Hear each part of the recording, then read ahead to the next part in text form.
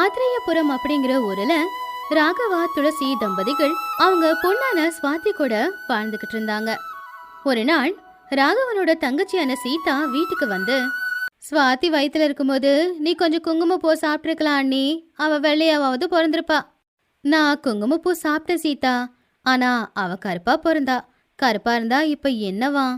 தான் நாத்தனாரு ஸ்வாதி கருப்பா இருக்கா அப்படின்னு சொன்னது நினைச்சு துளசி ரொம்ப வருத்தப்பட்டா. ஆனா ஸ்வாதி இத பத்தியெல்லாம் கவலைப்படல. ஒரு வருஷத்துக்கு அப்புறமா துளசி ஒரு அழகான இன்னொரு பெண் குழந்தைய பெத்தெடுத்தா.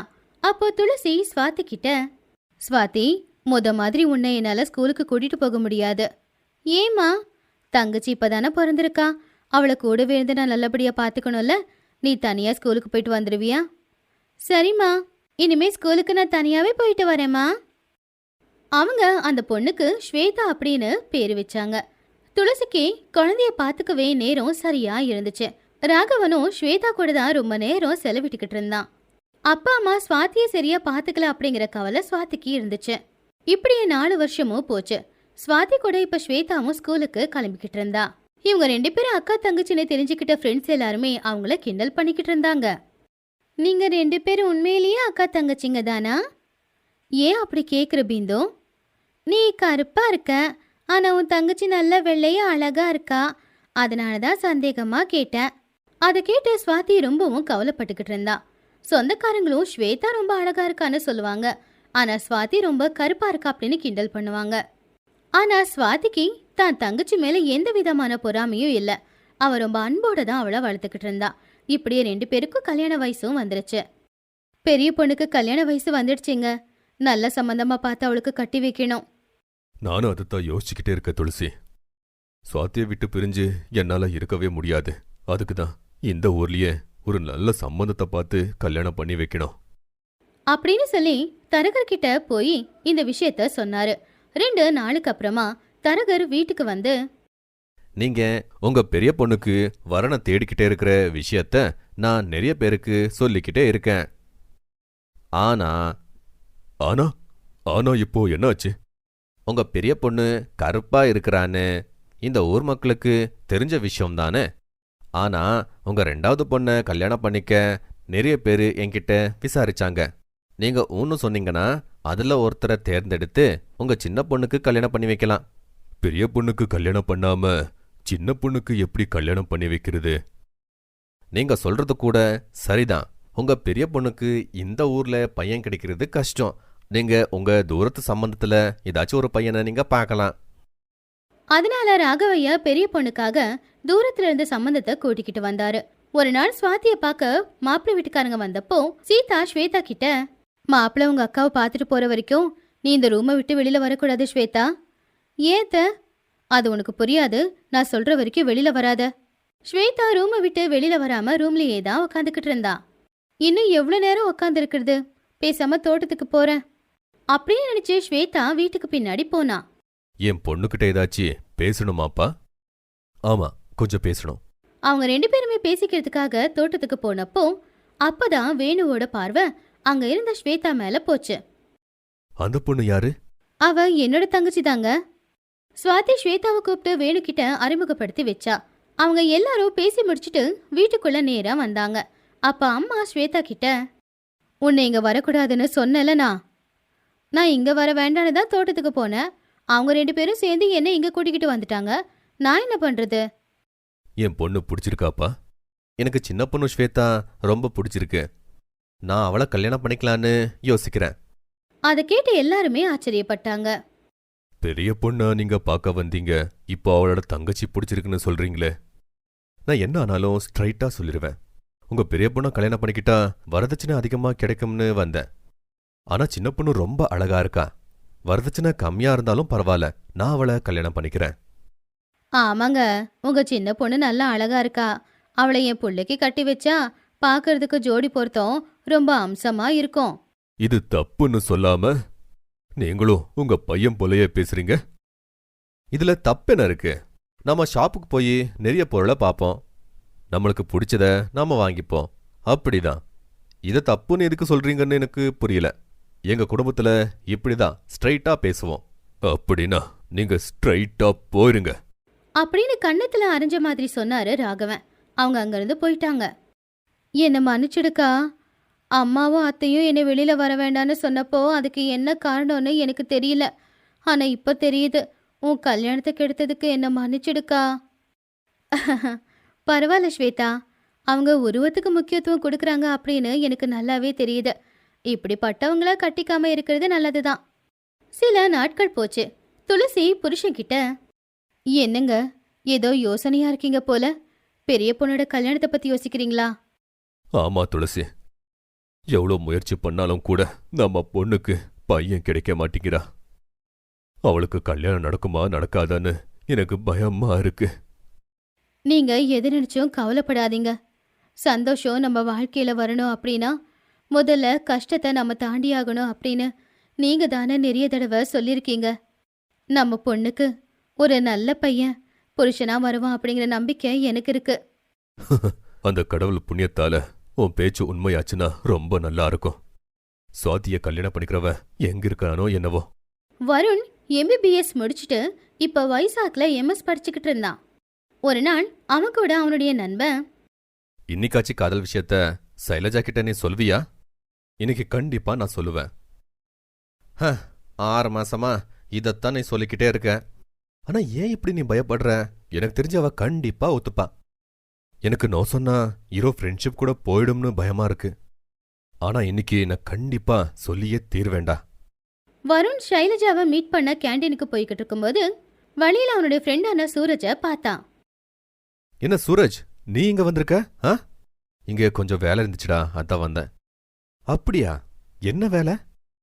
என்னோட லவ்வர் இந்த காலேஜ் தான், அவளை மீட் பண்றதுக்கு வந்திருக்கேன். அப்படியா? யார் சூரஜ் அந்த பொண்ணு? அங்க பாரு, அந்த பொண்ணு தான் அப்படின்னு அங்க வர ஷைலஜாவை காட்டினான். ஓ, உன்னோட லவ்வர் சைலஜாவா? ஓ, சைலஜா உனக்கு தெரியுமா? அப்பதான் ஷைலஜா அங்க வந்து, நாங்க 2 பேரும் நல்ல ஃப்ரெண்ட்ஸ் சூரஜ். ஆமா, நீங்க 2 பேரும் காலேஜ்ல ஒன்னாதான் படிக்கிறீங்களா? நாங்க 2 பேரு 10th வரைக்கும் ஒரே கிளாஸ்ல படிச்சோம். 2 பேருமே நல்ல ஃப்ரெண்ட்ஸ். சூரஜ் வருண் கிட்ட, சைலஜா ஃபேமிலி எங்க பக்கத்து ஃபேமிலியில இருக்காங்க. 3 மாசத்துக்கு முன்னாடி தான் நாங்க பழக்கமானோம். தான் காதலிச்ச பொண்ணு தான் நண்பனை காதலிக்கிற விஷயத்த கேள்விப்பட்டு வருண் ரொம்ப அப்செட் ஆயிட்டான். அவங்க கூட கொஞ்ச நேரம் பேசிட்டு அங்கிருந்து கிளம்பிட்டான். என்னடா சைலஜா கிட்ட லவ் சொல்லிட்டியா? நீ சொல்லவும் முடியாதுடா. இன்னொரு பக்கம் எவ்வளவுதான் முயற்சி பண்ணாலும் தான் பெரிய பொண்ணுக்கு கல்யாணம் ஆக மாட்டேங்குது அப்படிங்கறத நினைச்சு பாவம் ராகவனுக்கு உடம்புக்கு முடியாம போச்சு. இந்த விஷயத்தை கேள்விப்பட்டு ராகவனுடைய சின்ன வயசு நண்பர் சிவராம் வீட்டுக்கு போனாரு. என்னோட வேலையை விட்டு நான் ஒரு வியாபாரத்தை ஆரம்பிக்கணும்னு யோசிக்கும் போது நான் அதுல ஜெயிப்பேன்னு எங்க அப்பா அம்மா கூட என் மேல நம்பிக்கை வைக்கல. ஆனா அன்னிக்கே நீ கஷ்டப்பட்டு உழைச்ச 1 லட்ச ரூபாவை நீ எனக்கு கொடுத்த. இன்னைக்கு என்கிட்ட இந்த அளவுக்கு நான் சொத்தை சேர்த்து வச்சேன்னா அதுக்கு காரணம் நீதான். இத்தனை நாளுக்கு அப்புறம் நன்றி கடனை தீர்க்கறதுக்கு எனக்கு வாய்ப்பு கிடைச்சிருக்கு. உன் பெரிய பொண்ணுக்கு கல்யாணம் ஆகலன்னு நீ இனிமே கவலைப்பட தேவையில்லை. என் சின்ன பையன் வருண் வைசாக்ல டாக்டருக்கு படிச்சுட்டே இருக்கா. அவனுக்கு உன் பொண்ணு கூட கல்யாணம் பண்ணி வைக்கிற. இந்த கல்யாணத்துக்கு உன் பையன் ஒத்துப்பானா சிவா? அவ என்னோட பேச்ச மீறவே மாட்டா. உனக்கு எப்படி நன்றி சொல்றதுன்னு எனக்கு புரியலப்பா. நீ எனக்கு பண்ண உதவிய கம்பேர் பண்ணா இது ரொம்ப சின்னதுப்பா. நீ ஹாயாரு. கொஞ்ச நாட்களுக்கு அப்புறம் குடும்பத்தை கூட்டிக்கிட்டு நான் இங்க வரேன் அப்படின்னு ராகவையா கிட்ட சொல்லி சிவராம் வீட்டுக்கு வந்து சேர்ந்தாரு. சிவராம் புள்ள கிட்ட, உனக்கு என்னோட சின்ன வயசு நண்பன் ராகவ பத்தி நிறைய வாட்டி சொல்லிருக்கேன்ல, உனக்கு ஞாபகம் இருக்கா? ஞாபகம் இருக்குப்பா. அவங்க உதவி பண்ணதுனால தான் நாம இந்த அளவுக்கு வளர்ந்துருக்கோம். இதை நிறைய வாட்டி சொல்லிருக்கீங்க. ஆமா வருண், இன்னைக்கு அந்த நன்றி கடனை தீர்க்கிற ஒரு நேரம் வந்திருக்கு. எப்படிப்பா? அவனோட பொண்ணு பாக்குறதுக்கு அவ்வளோ அழகா இருக்க மாட்டாங்க. அதனால 2 வருஷமா அந்த பொண்ணுக்கு கல்யாணம் ஆகல. நீ என்னோட பேச்சை மீற மாட்டேங்கிற நம்பிக்கையில அவனுக்கு நான் வாக்கு கொடுத்துட்டேன்பா. நீ அவங்களோட பொண்ண கல்யாணம் பண்ணிக்கணும். வருண் அவன் மனசுக்குள்ள, நான் விருப்பப்பட்ட பொண்ணு எனக்கு கிடைக்கல. இனி எந்த பொண்ணை கல்யாணம் பண்ணிக்கிட்டாலும் நான் சந்தோஷமா இருக்க மாட்டேன். ஆனா அப்பா சொன்ன பொண்ண நான் கல்யாணம் பண்ணிக்கிட்டா அப்பாவாச்சு சந்தோஷமா இருப்பாங்க. அப்படின்னு நினைச்சுக்கிட்டு அவங்க அப்பா கிட்ட, உங்க இஷ்டம் என் இஷ்டம்ப்பா. அந்த பொண்ணை நான் கல்யாணம் பண்ணிக்கிறேன். ஒரு வாரத்துக்கு அப்புறமா சிவராம் குடும்பம் ராகவையா குடும்பத்தை பார்க்க போனாங்க. பொண்ணு கருப்பா இருக்கிறத பார்த்து சிவராமுடைய மனைவியான காத்தியாயினி, அந்த பொண்ணு பார்க்க ரொம்ப கருப்பா இருப்பா, அந்த பொண்ணை எதுக்காக நம்ம புள்ளைக்கு கட்டி வைக்கணும்னு நீங்க யோசிக்கிறீங்க? அவரு உங்களுக்கு உதவி செஞ்சிருக்கலாம். ஆனா எனக்கு இந்த கல்யாணத்துல கொஞ்சம் கூட விருப்பமே இல்ல. சிவராம் பொண்டாட்டிக்கு புரிய வைக்கிறதுக்கு முயற்சி பண்ணாரு. ஆனா அவங்க என்ன சொன்னாலும் கேட்கல. ரொம்ப நேரம் ஆனாலும் யாருமே உள்ள வரல. அப்படிங்கறதுனால ராகவையா அவங்க இருக்கிற இடத்துக்கு வந்தாரு. தூரத்துல இருந்தே பார்த்தே அவங்களுக்குள்ள ஏதோ சண்டை அப்படிங்கறத புரிஞ்சுக்கிட்டாரு. கொஞ்ச நேரத்துக்கு அப்புறமா அவங்க பக்கத்துல போய், சிவா, ஏதாச்சு பிரச்சனையாப்பா? ஒண்ணு இல்ல ராகவா. ஏன் ஒண்ணு இல்லைன்னு சொல்றீங்க? இங்க என்னோட எண்ணத்துக்கு மதிப்பு இல்லையா? காத்தியாயினி ராகவையா கிட்ட, உங்க மேல எனக்கு நிறைய மரியாதை இருக்குன்னு, உங்களாலதான் இன்னைக்கு எங்க குடும்பம் இந்த நிலைமையில இருக்கு. ஆனா அதுக்காக உங்க பொண்ண என் புள்ளைக்கு கொடுத்து என்னால கட்டி வைக்க முடியாது. உங்க பொண்ணு பார்க்க கொஞ்சம் அழகா இருந்திருந்தாலாவது நான் எதுவும் சொல்லிருக்க மாட்டேன். ஆனா இப்ப அவங்க 2 பேருக்கும் ஜோடி பொறுத்த சுத்தமா சரியா இருக்காது. கல்யாணத்துக்கு அப்புறம் 4 இடத்துக்கு உங்க பொண்ணை கூட்டிட்டு போய் தான் பொண்டாட்டின்னு சொல்லும்போது அவனுக்கு கவலையா இருக்காதுங்களா? என் பெரிய மருமக இறந்துட்டா. என் சின்ன பிள்ளையாவது தான் பொண்டாட்டியோட சந்தோஷமா இருக்கணும் அப்படின்னு ஒரு தாயா நான் ஆசைப்படுறதுல தப்பு இல்லைல்ல. என்னை மன்னிச்சிடுங்கண்ண. வருணோட அம்மா பொண்ணு வேண்டான்னு சொல்லிட்டாங்கன்னு எல்லாருக்குமே தெரியும். ராகவையா கவலைப்படுறத பார்த்து ஸ்வாதி அவங்க அப்பா கிட்ட, அப்பா நீங்க கவலைப்படாதீங்கப்பா. எவ்வளவு முயற்சி பண்ணாலும் பொண்ணுக்கு கல்யாணம் நடக்கலனா கவலைப்படாம எப்படி இருப்பாரு? உன்னால இந்த வயசுல எங்க அண்ணனுக்கு எவ்வளவு கஷ்டம் வருதுன்னு பாத்தியா? நீ பிறக்கும் போதே செத்து போயிருந்தா எங்க அண்ணனுக்கு அந்த கஷ்டமே இருந்திருக்காது அப்படின்னு திட்டிட்டு போயிட்டாங்க. அது வரைக்கும் அமைதியா இருந்த ஸ்வாதியோட கண்ணுல இருந்து இப்போ துக்கம் தாங்க முடியாம கண்ணீர் வர ஆரம்பிச்சது. அப்போ ராகவையா ஸ்வாதி கிட்ட, சரியான சம்பந்தம் கிடைக்கலன்னு உங்க அத்தை உன்கிட்ட இப்படியெல்லாம் பேசிட்டாங்க. அழாதம்மா. அத்தை சொல்றதும் உண்மைதானப்பா. என்னாலதானப்பா உங்களுக்கு இந்த வயசுல இவ்வளவு கஷ்டம். பேசாம நான் பிறக்காம செத்து போயிருந்தா ரொம்பவே நல்லா இருந்திருக்கும்பா. இது எல்லாத்தையும் பார்த்துக்கிட்டு இருந்த சிவராமும் வருணும் வருத்தப்பட்டாங்க. அப்போ வருண் ராகவையா கிட்ட போய், நான் உங்க பொண்ணை கல்யாணம் பண்ணிக்கிறேன். வருண் என்ன பேசிக்கிட்டு இருக்க? ஆமா, இந்த குடும்பத்தால தான் நாம இப்போ ரொம்ப சந்தோஷமா இருக்கோம். நம்மளால இவங்க கஷ்டப்படக்கூடாது. நான் கல்யாணம் பண்ணிக்கலன்னா அப்பாவுக்கு அவங்க நண்பனை நானே தூரமாக்குன மாதிரி ஆயிடும். இப்படி அவங்க அம்மாவோட பேச்சை மதிக்காம வருண் அந்த கல்யாணத்துக்கு ஒத்துக்கிட்டான். தான் புள்ள எடுத்த முடிவு காத்தியாயினிக்கு பிடிக்கலனாலும் சிவராம் மட்டும் ரொம்ப சந்தோஷமா இருந்தாங்க. சுவாதிய கல்யாணம் பண்ணி மாமனார் வீட்டுக்கு அனுப்ப வேண்டிய நேரத்துல, அன்னைக்கு உன்னை திட்டினதுக்கு என்ன மன்னிச்சிடுமா. எனக்கு உன்னை ரொம்ப பிடிக்கும். ஆனா உன்னை விட அதிகமா எங்க அண்ணனை எனக்கு பிடிக்கும். உன் கல்யாணத்தை பத்தி நினைச்சே அண்ணன் அவருடைய உடம்ப கெடுத்துக்கிட்டு இருந்தாரு. அந்த கஷ்டத்துலதான் இதை சொல்லிட்டேன். அத்தை திட்டினத மனசுல வச்சுக்காதம்மா. நீ எங்க போனாலுமே சந்தோஷமா வாழணும்னு நான் வாழ்த்துறேன். அதெல்லாம் ஒன்றும் பரவாயில்ல அத்தை. உங்க மாமியாருக்கு பிடிக்காம தான் இந்த கல்யாணம் நடந்திருக்கு. ஆனா நீ மட்டும் உங்க மாமியாருடைய பாசத்தை எப்படியாவது உன் பக்கம் திருப்பியே ஆகணும் அப்படின்னு ஸ்வாதியை கட்டி பிடிச்சிக்கிட்டாங்க. அவளை அனுப்பும்போது அவங்க அம்மா, அத்தை, தங்கச்சி எல்லாருமே அழுதாங்க. ஸ்வாதியும் அழுதுகிட்டு இருந்தா. ஸ்வாதி அவளுடைய புருஷன் கூட மாமியார் வீட்டுக்கு வந்தா. ஆக மொத்தம் ஸ்வாதி அவன் புருஷன் வீட்டுக்கு வந்துட்டா. ஆனா காத்தியாயினி ஸ்வாதியை தள்ளி தான் வச்சாங்க. ஒரு நாள் வருண் கிட்ட ஸ்வாதி, இன்னைக்கு நான் என்ன சமையலுங்க செய்யணும்? நான் உன்கிட்ட ஒரு முக்கியமான விஷயத்த சொல்லணும். நான் உன்னை விருப்பப்பட்டு கல்யாணம் பண்ணிக்கல. உங்க குடும்பத்துக்கு நாங்க நன்றி கடன் பட்டிருக்கோம். அதுக்குதான் நீங்க கஷ்டப்படக்கூடாதுன்னு வேண்டான்னு அம்மா சொன்னாலும் நான் கல்யாணம் பண்ணிக்கிட்டேன். ஆனா உன்னை பொண்டாட்டியா என்னால ஏத்துக்க முடியாது. தப்பா இருந்தா என்ன மன்னிச்சிரு. அதை கேட்டு ஸ்வாதி கவலைப்பட்டு, நீங்க என்ன கல்யாணம் பண்ணிக்காம இருந்திருந்தா என் குடும்பம் இன்னும் ரொம்ப கவலைப்பட்டிருக்கோம். ஆனா இன்னைக்கு அவங்க எல்லாரும் ரொம்ப சந்தோஷமா இருக்காங்க. உங்களால என் தங்கச்சிக்கு இப்போ கல்யாணம் நடக்க போகுது. நீங்க என்னை பொண்டாட்டியா ஏத்துக்கலனாலும் உங்களால என் குடும்பம் சந்தோஷமா இருக்கு. எனக்கு அது போதும். உன்கிட்ட என்னோட வேலையை பண்ண வைக்கிறதுக்கு என்கிட்ட உரிமை இல்ல. என்னோட வேலைய நீ பண்ணாத அப்படின்னு சொல்லி வருண் அங்கிருந்து போயிட்டான். ஸ்வாதி அவ வாழ்க்கை சந்தோஷமா இல்லைனாலும் தான் குடும்பம் அவளால சந்தோஷமா இருக்கும் அப்படின்னு நினைச்சு அமைதியாயிட்டான். ஒரு நாள் காத்தியாயினியோட தோழி ராஜேஸ்வரி அந்த வீட்டுக்கு வந்தாங்க. உன் பெரிய புள்ள அனிலு இப்போ எப்படி இருக்கா காத்தியாயினி? அவனை பத்தி என்னன்னு சொல்றது ராஜேஸ்வரி? என் மூத்த மருமக ஆக்சிடென்ட்ல செத்து போய் 2 வருஷம் ஆச்சு. ஆனா இன்னும் தான் பொண்டாட்டி இறந்துட்டா அப்படிங்கிறத என் பிள்ளையால ஏத்துக்கவே முடியல. அன்னையிலிருந்து குடிப்பழக்கத்துக்கு அவன் ஆளாயிட்டான். அவன் மறுபடியும் மாதிரி எப்போ மாறுவானோ அப்படின்னு அவங்க கவலைய தன்னுடைய தோழிக்கிட்ட சொல்லிக்கிட்டு இருந்தாங்க. அனிலோட பொண்ணான அமுல்யா அவங்க அப்பா கிட்ட போய் இப்படி கேட்டா. அப்பா, என்ன வெளியில கூட்டிட்டு போய் எனக்கு ஐஸ்கிரீம் வாங்கி கொடுக்குறீங்களா? இந்த ரூமுக்கு யாராச்சும் வந்தாங்கன்னா எனக்கு பிடிக்காதுன்னு சொன்னதானே, வெளியே போ. அப்பா, முதல்ல என்கிட்ட பாசமா பேசுற மாதிரி இனிமே பேச மாட்டியாப்பா? உனக்கு சொன்னா புரியாது, வெளியே போ. அமுல்யா அழுதுகிட்டே ரூமை விட்டு வெளியில போயிட்டா. அங்க நடந்தது எல்லாத்தையும் பார்த்துக்கிட்டு இருந்த ஸ்வாதி அமுல்யா கிட்ட போய், அப்பா ஏதோ டென்ஷன்ல இருக்காரு, அதான் அப்படி பேசிட்டாரு, நீ எதுவும் பெருசா எடுத்துக்காத. இன்னைக்கு மட்டும் இல்ல, எங்க அப்பா எங்க அம்மா செத்ததுல இருந்து என்கிட்ட இப்படிதான் பேசுறாரு. உன்னை பாசமா பாத்துக்க நாங்க எல்லாரும் இருக்கிறோம் இல்லம்மா. அப்பா அம்மா 2 பேரும் என்னை எப்பவுமே பாசமா பார்த்துப்பாங்க. அம்மா திடீர்னு என்னை விட்டுட்டு போயிட்டாங்க. அன்னையில இருந்து அப்பாவும் என்கிட்ட சரியா பேசுறதே இல்லை.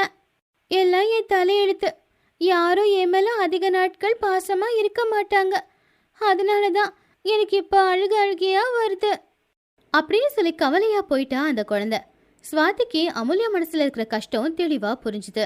சில நாட்களுக்கு அப்புறமா வருணோட பர்த்டே பார்ட்டிக்கு வருணோடைய ஃப்ரெண்ட்ஸையும் சில வியாபாரிகளையும் இன்வைட் பண்ணியிருந்தான். உன் கல்யாணத்துக்கு எப்படி எங்களை கூப்பிடல? அட்லீஸ்ட் இப்போவாவது உன் பொண்டாட்டிய கண்ணில் காட்டுறியா? அதே நேரத்துல தான் ஸ்வாதி ஹாலுக்கு வந்தப்போ அவங்க எல்லார்கிட்டையும் ஸ்வாதியை காட்டி, இவன் என் பொண்டாட்டி ஸ்வாதி. என்னது, இந்த பொண்ணு உன் பொண்டாட்டியா? வருண் கவலைப்படுறத பார்த்த ஸ்வாதி, நீங்க பேசிக்கிட்டே இருங்க, நான் இப்ப வந்துடுறேன் அப்படின்னு அங்கிருந்து போயிட்டா.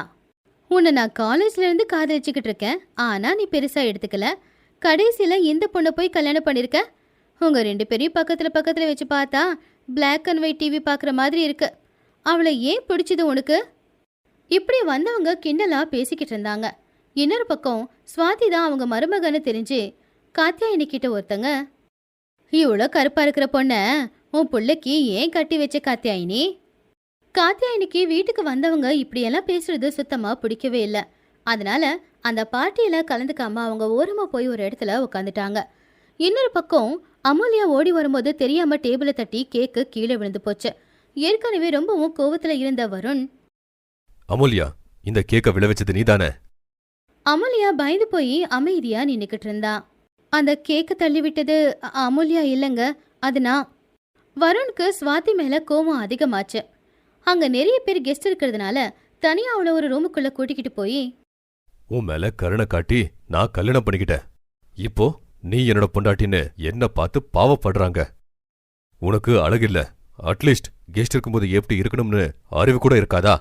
இப்படி வருண் ஸ்வாதியை கடுமையா திட்டிட்டு பக்கத்து ரூமுக்கு போயிட்டான். அங்க இருக்கிற காத்தியாயினி கூட, அம்மா, எதுக்கும்மா இங்க உக்காந்துருக்க? வெளியே கெஸ்ட் எல்லாம் இருக்காங்க. வந்திருக்கிறவங்க எல்லாரும் ஸ்வாதியை காட்டி இவ உன் மருமகளா அப்படின்னு கேவலமா கேக்குறாங்க. யாருக்கும் என்னால பதில் சொல்ல முடியல, அதனாலதான் உள்ள வந்து உக்காந்துக்கிட்டு இருக்கேன். ஆமா, நீ எதுக்குடா உள்ள வந்த? உன்னையும் பார்த்து எல்லாரும் இவதான் உன் பொண்டாட்டியான்னு கேட்டு கிண்டல் பண்றாங்களா? ஆமாமா.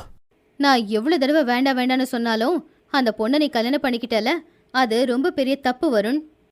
அமுல்யா ஸ்வாதி கிட்ட போய், அந்த கேக்க தள்ளி விட்டது நான் தானே, நீ ஏன் தள்ளி விட்டேன்னு சொல்லி சித்தப்பா கிட்ட போய் சொன்ன சொல்லு. உங்க சித்தப்பா ஏற்கனவே கோவமா இருந்தாரா? கேக்க நீ தான் தள்ளி விட்டேன்னு தெரிஞ்சா அந்த மொத்த கோவத்தையும் அவரு உண்மையில காட்டிடுவாரு இல்லையா? அதனாலதான் நான் தள்ளி விட்டேன்னு போய் சொன்னேன். நான் இந்த மாதிரி ஏதாவது பொருளை போட்டு உடைச்சிட்டேன்னா அம்மாவும் அப்பா என்ன திட்டக்கூடாதுன்னு அந்த பழிய அவங்க மேல போட்டுப்பாங்க. நீங்க எங்க அம்மா மாதிரியே பண்றீங்க சித்தி அப்படின்னு அமுல்யா ஸ்வாதியை கட்டி பிடிச்சிக்கிட்டா. அன்னையில இருந்து அவங்க 2 பேரும் நல்ல ஃப்ரெண்ட்ஸா ஆயிட்டாங்க. ஸ்வாதி அமுல்யாவை தான் சொந்த பொண்ணு மாதிரி பாத்துக்கிட்டா.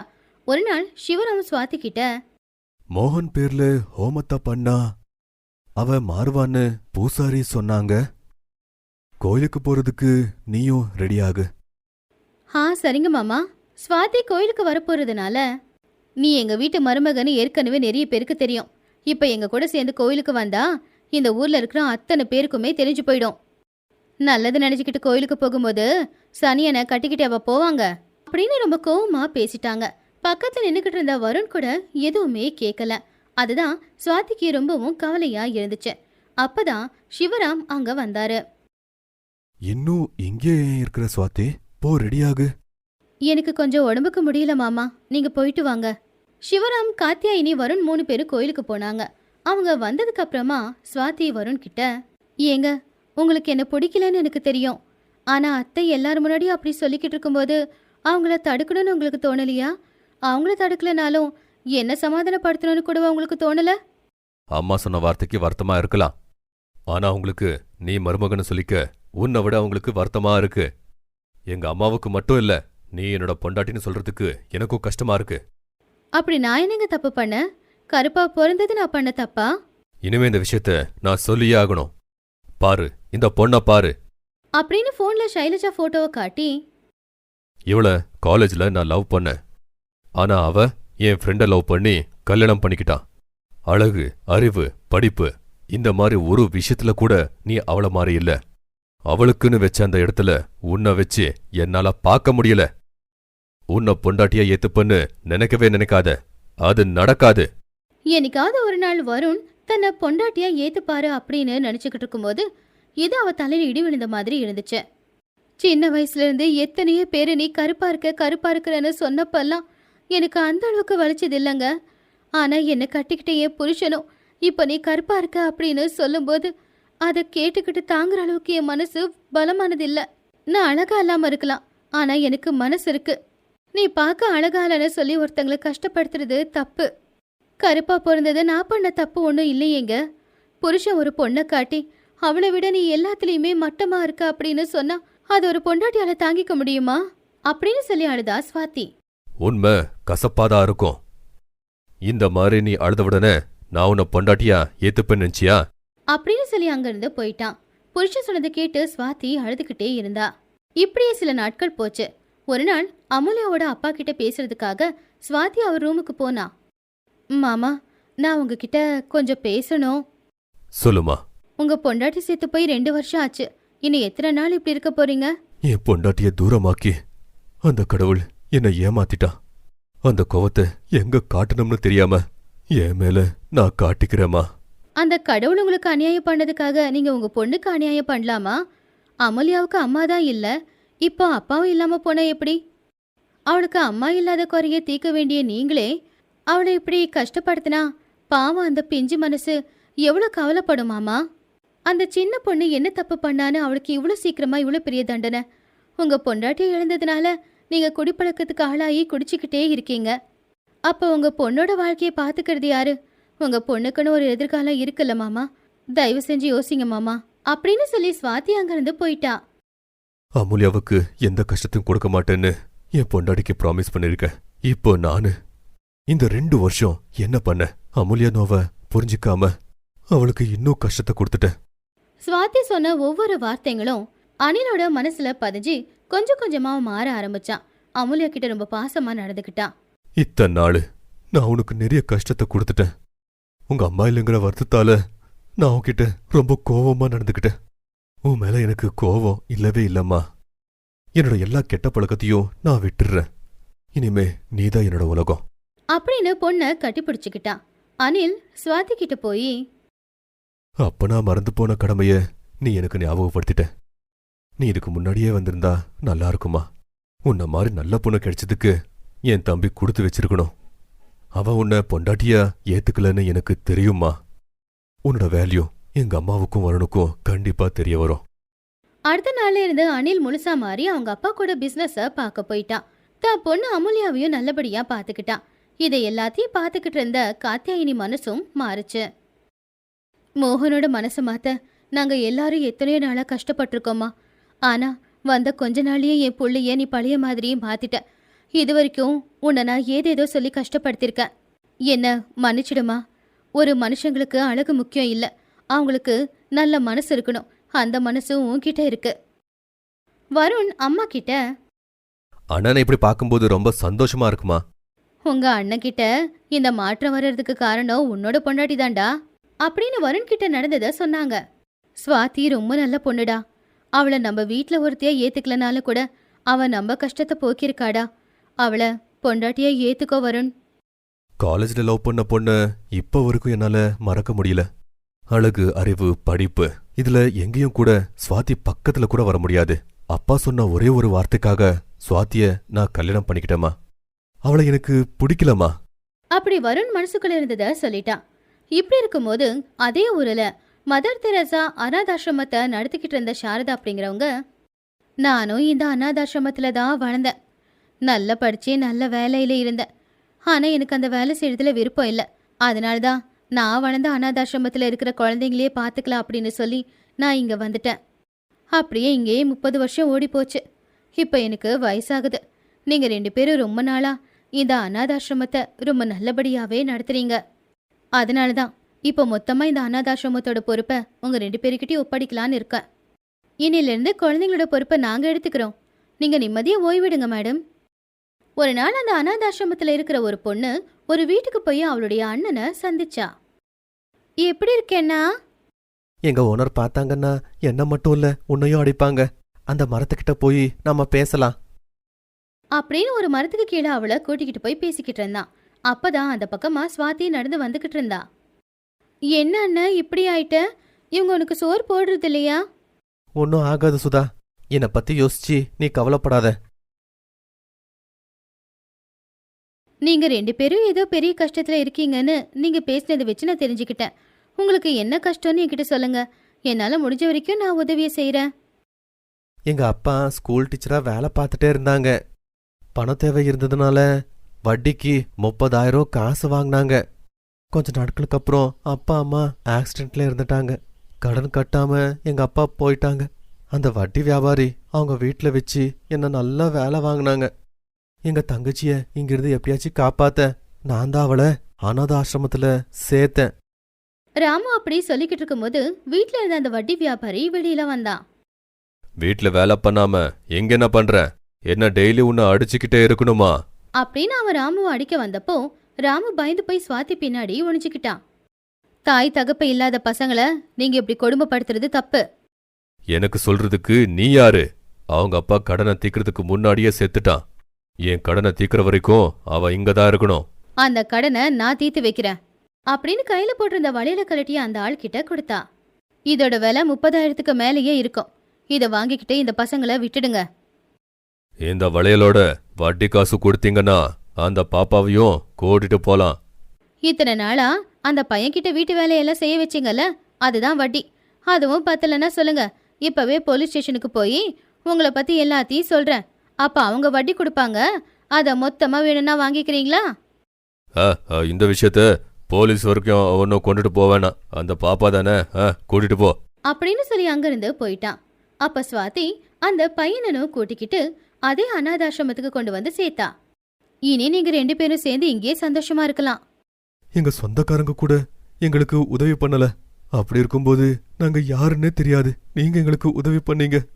எங்களை பாக்குறதுக்கு நீங்க அப்பப்போ வருவீங்க இல்ல? கண்டிப்பா வரேன். நம்மள கஷ்டத்துல இருந்து காப்பாத்துற சக்தி படிப்புக்கு மட்டும்தான் இருக்கு. நீங்க 2 பேரும் நல்லா படிக்கணும் அப்படின்னு சொன்னா சுவாதி. தூரத்துல இருந்து இத சாரதா பாத்துக்கிட்டு தான் இருந்தாங்க. அவங்க வர்றதுக்குள்ள சுவாதி அங்கிருந்து கிளம்பிட்டா. அந்த பொண்ணு யாருப்பா?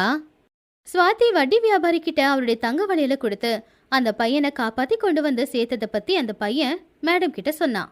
யாருன்னு தெரியாத பசங்களுக்காக அந்த பொண்ணு இவ்வளவெல்லாம் பண்ணாளா? ரொம்ப நல்ல பொண்ணு போல. சில நாட்களுக்கு அப்புறமா சாரதா தீர்த்த யாத்திரைக்கு போயிட்டாங்க. அவங்க திரும்பி வரும்போது அந்த சாரதா இல்லைங்கிறதுனால இப்ப ட்ரஸ்ட்ல இருக்கிற பணத்தை எல்லாத்தையுமே நாம செலவு பண்ணிக்கிட்டு இருக்கோம். சாரதா திரும்பி வந்துட்டா என்ன பண்றது? அந்த கிழவிய மேனேஜ் பண்றது ரொம்ப ஈஸி. திருட்டு கணக்க காட்டு, அவ நம்பிட போறா. அவளை பத்தியெல்லாம் யோசிச்சுக்கிட்டு பயந்துகிட்டு இருந்தா ஆகுமா? இல்ல, இந்த ட்ரஸ்ட்டுக்கு இவ்வளவு பணம் வந்துகிட்டு இருக்கு. அந்த பைத்தியக்காரி அவளுக்காக எதுவும் சேர்த்து வைக்காம மொத்தத்தையும் இந்த பசங்களுக்காகவே செலவு பண்றா அப்படின்னு அவங்க பேசிக்கிட்டு இருந்தத அப்பதான் அங்க வந்த சாரதா கேட்டாங்க. சாரதா கோவமா, உங்களை நம்பி இத்தனை குழந்தைங்களோட பொறுப்பு உங்ககிட்ட கொடுத்தா அவங்க பணத்துல நீங்க சந்தோஷமா இருக்கீங்களா? உங்களை நம்பின பாரு. இனி இந்த இடத்துல உங்களுக்கு வேலை எல்லாம் மரியாதையா போயிடுங்க அப்படின்னு அவங்க 2 பேரையும் வேலையை விட்டு தூக்கிட்டாங்க. ஆனா சாரதா ரொம்ப கவலையா, எனக்கு அப்புறமா இந்த பிள்ளைங்கள பார்த்துக்க யார் இருக்காங்க? இப்ப இருக்கிற எல்லாருமே சுயநலவாதிங்க தான். ஐயோ கடவுளே, பிள்ளைங்களோட வாழ்க்கை. அதே நேரத்துல சுவாதி சாப்பாடு எடுத்துக்கிட்டு அந்த அனாதாசிரமத்துக்கிட்ட வந்தா. அவளை பார்த்ததும் ராமும் சுதாவும் வேகமா ஓடி போனாங்க. எப்படி இருக்கீங்க பசங்களா? நாங்க நல்லா இருக்கோம் அக்கா. எங்களை பாக்குறதுக்கு நீங்க இங்க வந்தீங்களா? ஆமா ராமு. இது எல்லாத்தையும் பார்த்த சாரதா அங்க வந்தாங்க. ராமு இங்க கொண்டு வந்து சேர்த்தது நீதானு கேள்விப்பட்டமா. நீ ரொம்ப நல்ல பொண்ணு. என்னால முடிஞ்சது எதுவோ நான் செஞ்சேங்க. இதுல என்ன இருக்கு? ஆமா, அந்த வண்டியில என்னமா கொண்டு வந்திருக்க? பசங்க எல்லாருக்கும் சாப்பிட கொடுக்கலான்னு இதை நானே செஞ்சு கொண்டு வந்தேங்க. நான் உன்கிட்ட ஒரு விஷயம் பேசணுமா? அப்படி சாரதா சுவாதிய தனியா கூட்டிக்கிட்டு போய், எனக்கு வயசாயிடுச்சுமா. எனக்கு அப்புறமா எந்த சுயநலமும் இல்லாம இந்த அனாதாசிரமத்தை பார்த்துக்க ஒரு ஆள் வேணும். கொஞ்ச நாளுக்கு முன்னாடி 2 பேரை நம்பி விட்டுட்டு போனேன். ஆனா பசங்களுக்காக வர பணத்தை அவங்க 2 பேரும் அவங்களுடைய சுய தேவைக்காக பயன்படுத்திக்கிட்டாங்க. நீ இந்த அனாதை பசங்களை நல்லபடியா பார்த்துப்ப அப்படிங்கிற நம்பிக்கை எனக்கு உண்மையில இருக்கு. தயவு செஞ்சு இந்த பொறுப்பை ஏத்துக்கிறியாமா? ஐயோ, நான் பெருசா எதுவும் படிக்கலைங்க. இத்தனை பசங்க இருக்கிற இந்த அனாதாசிரமத்தை என்னால சரியா நடத்த முடியுமான்னு எனக்கு தெரியல. நல்ல படிப்பை விட நல்ல குணம் முக்கியமா? யாருன்னு தெரியாத குழந்தைங்களுக்கு நீ உதவி செஞ்சியே, அப்பவே உன் குணம் என்னன்னு நான் தெரிஞ்சுக்கிட்டேன். நீ இருந்தா பசங்க ரொம்ப சந்தோஷமா இருப்பாங்க. தயவு செஞ்சு சரின்னு சொல்லுமா. என்னால இத்தனை குழந்தைங்க சந்தோஷமா இருப்பாங்க அப்படின்னா அது எனக்கும் சந்தோஷம்தாங்க. அப்படி சுவாதி அந்த அனாதாசிரமத்தை எடுத்து நடத்துறதுக்கு ஒத்துக்கிட்டா. ட்ரஸ்ட்ல வர பணத்தை அவ சுயநலமா பயன்படுத்தாம குழந்தைங்களுக்காகவே பயன்படுத்திக்கிட்டு இருந்தா. குழந்தை இல்லாம கஷ்டப்படுற தாய் தகப்பனோட மனசை மாத்தி அந்த அனாதாசிரமத்துல அனாதையா இருக்கிற குழந்தைங்களை எல்லாரையுமே தத்தெடுக்க வச்சா. சுவாதி பண்ணிக்கிட்டு இருக்கிற இந்த சேவையை பார்த்து ஒரு ட்ரஸ்ட் அவளுக்கு கௌரவம் கொடுக்கறதுக்கான ஒரு ஏற்பாடு செஞ்சாங்க. காத்தியாயினி சுவாதி கிட்ட, எத்தனை அனாத குழந்தைங்களுக்கு நீ தாயா இருக்கேம்மா. பிள்ளைங்க இல்லாம கஷ்டப்படுற அப்பா அம்மாக்களுக்கு அந்த பிள்ளைங்கள ஒப்படைச்சு நீ ரொம்ப பெரிய நல்ல விஷயந்தாம்மா பண்ணிருக்க. இத்தனை நாளா நம்ம கிட்ட இருக்கிற பணத்தை பார்த்து தான் ஊர்ல எல்லாரும் நம்மள மதிச்சாங்கம்மா. ஆனா இப்போ உன்னுடைய குணத்தை பார்த்து ஊர்ல இருக்கிற அத்தனை பேரும் நம்ம குடும்பத்தை மதிக்கிறாங்க. இது ரொம்ப சந்தோஷமா இருக்குமா. சுவாதி பண்ணிக்கிட்டு இருக்கிற சேவையை பார்த்து அவ மேல ஒரு விருப்பம் வந்துச்சு வருண்க்கு. ஆனா அந்த விருப்பத்தை அவன் வெளியில காட்டிக்கல. ஆனா இன்னும் சுவாதிய அவன் பொண்டாட்டியா ஏத்துக்கல. ஒரு நாள் வருண் கோயிலுக்கு போனப்போ எதிர்பார்க்காம அவனுடைய நண்பனான சூரஜ சந்திச்சான். எப்படி இருக்க வருண்? நல்லா இருக்கிற சூரஜ். கோயிலுக்கு தனியா வந்திருக்க? உன் பொண்டாட்டி சைலஜா எங்க? பொண்டாட்டி சைலஜாவுக்கு என்னாச்சு? அவளுக்கும் ஒன்றும் ஆகல. அவளால எல்லாமே போச்சு. நான் சைலஜாவை லவ் பண்ணேன். ஆனா அவ என்ன லவ் பண்ணல. என் காசை மட்டும்தான் லவ் பண்ணா. சைலஜா இதுக்கு முன்னாடி இன்னொரு பையனை லவ் பண்ணிக்கிட்டே இருந்தா. ஒரு பிளான் போட்டு என்ன கல்யாணம் பண்ணிக்கிட்டா. புருஷ பொண்டாட்டிய ஒரு நாள் கூட நாங்க வாழவே இல்லை. கல்யாணமாயி மறுநாள் டிவோர்ஸ் மட்டும் இல்லாம 3 கோடி காம்பன்சேஷனா கேட்டா. நான் அதுக்கு ஒத்துக்கலன்னா குடும்பத்தோட மானத்தையே வாங்கிருவேன்னு என்கிட்ட சொன்னா. ஒன்னும் பண்ண முடியாம 3 கோடி காசு அவளுக்கு காம்பன்சேஷனா நான் கொடுத்தேன். இது எல்லாத்தையும் கேட்டு வருண் ஷாக் ஆயிட்டான். காசெல்லாம் போட்டோம், பரவாயில்ல. அவன் பண்ணதுக்கு நான் மனசளவா ரொம்ப நொந்துட்டேன். அவளோட அழகை பார்த்து நான் காதலிச்சேன். ஆனா அழகை விட குணம் ரொம்ப முக்கியம்னு இப்பதான் புரிஞ்சுது.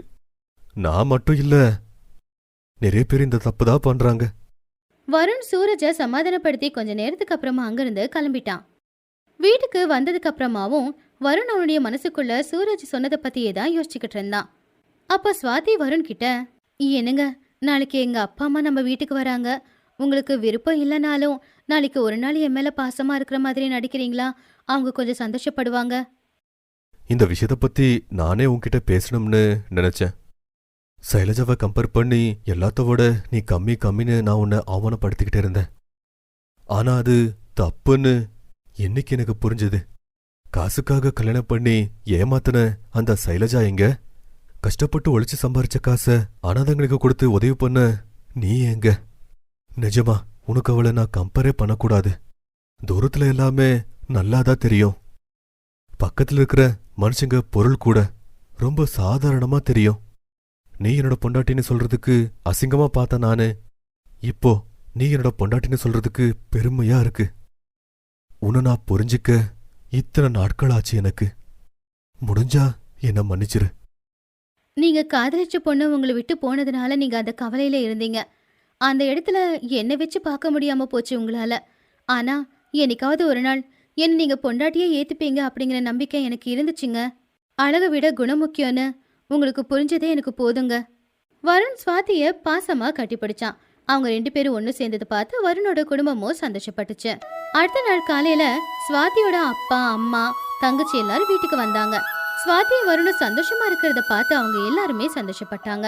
இந்த அழகான கருப்பு பெண்ணோட கதை உங்களுக்கு எந்த மாதிரி ஒரு அனுபவத்தை கொடுத்துச்சு அப்படிங்கறத கமெண்ட்ஸ்ல சொல்லுங்க.